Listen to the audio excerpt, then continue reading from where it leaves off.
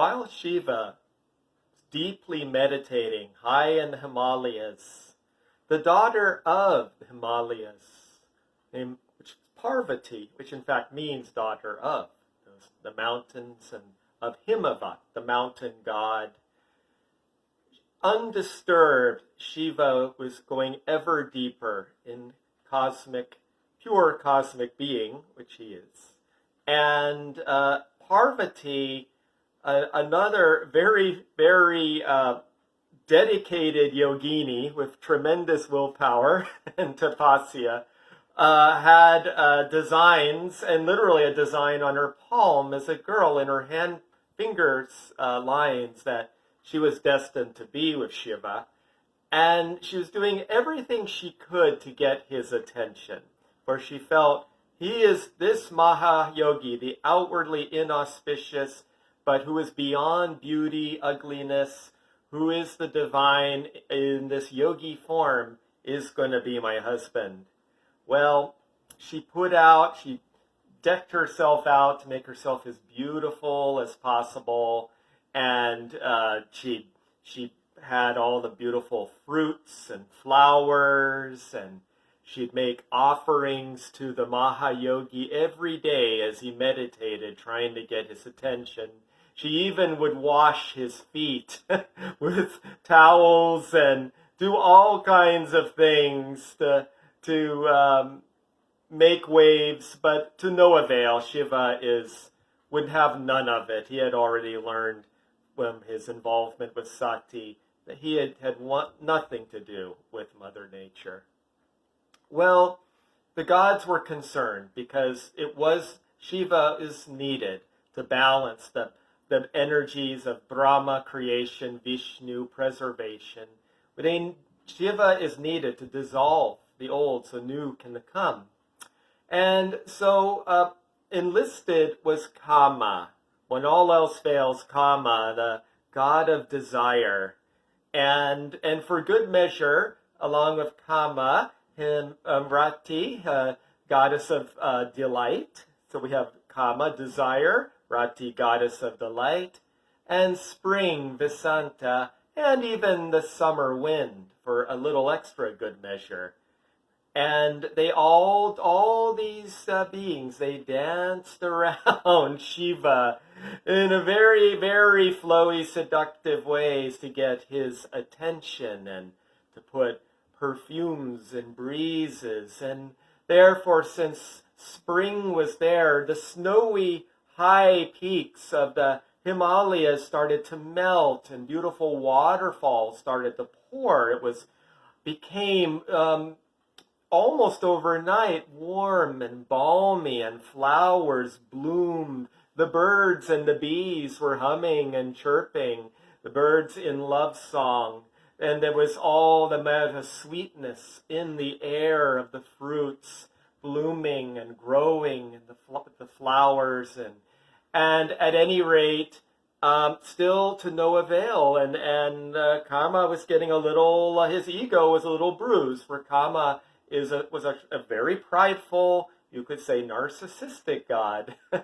And so he pulled out his bow and arrow, not unlike the one that we are familiar with of Cupid in the Greek mythology. This is a sugarcane bow and arrow, and he saw an opening as Parvati was bowing again, meekly, demurely, below Shiva, strategically making herself look as goddess-like and shapely and beautiful as possible.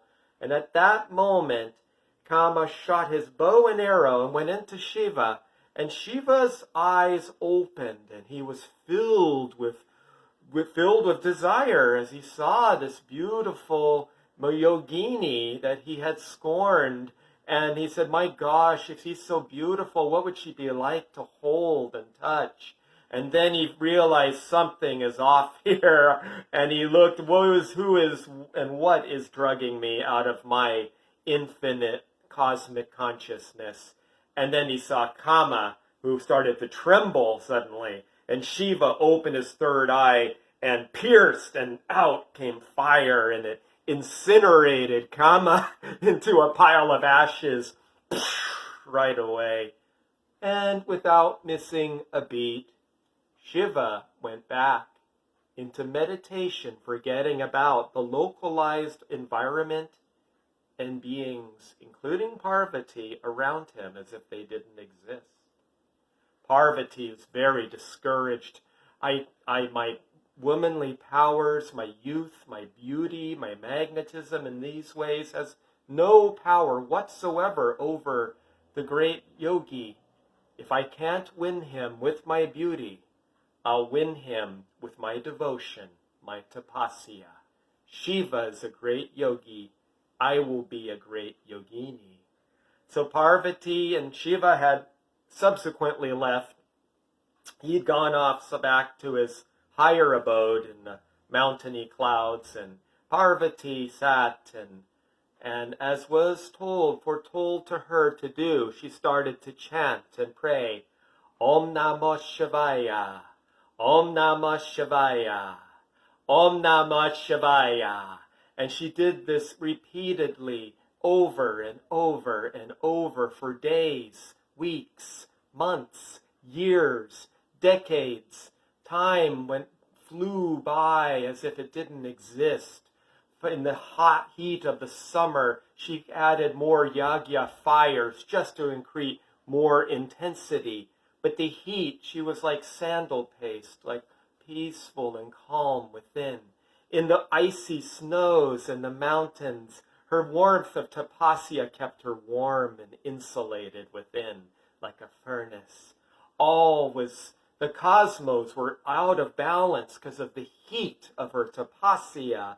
In time, she became this emaciated, wearing only leaves and bark, having long renounced before her princess clothing. And she was just her matted wild hair and her bony figure emaciated, just skin, bones, and she's glowing like a flame, like embers, so deep, so profound and complete was her tapasya.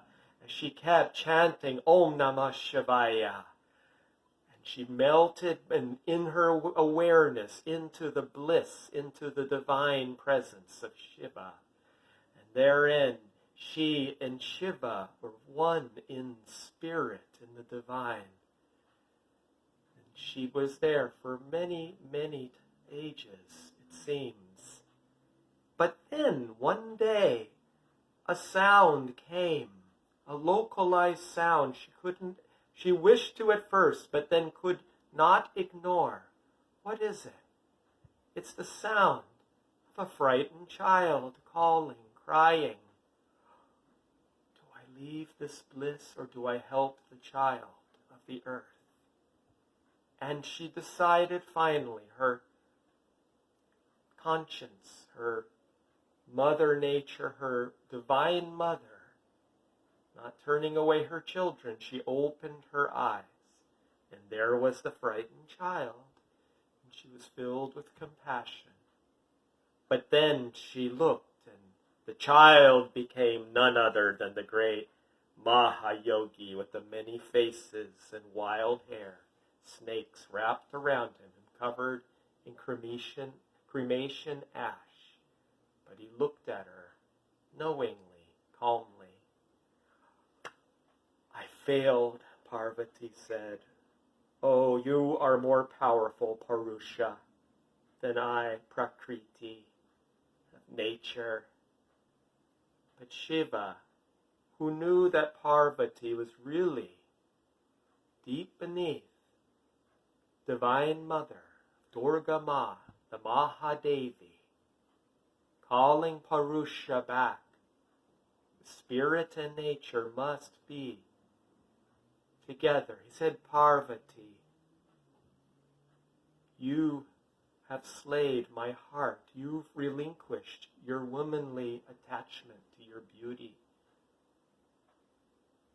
You, out of compassion, came back to help this earthly child, and therefore bring me to you.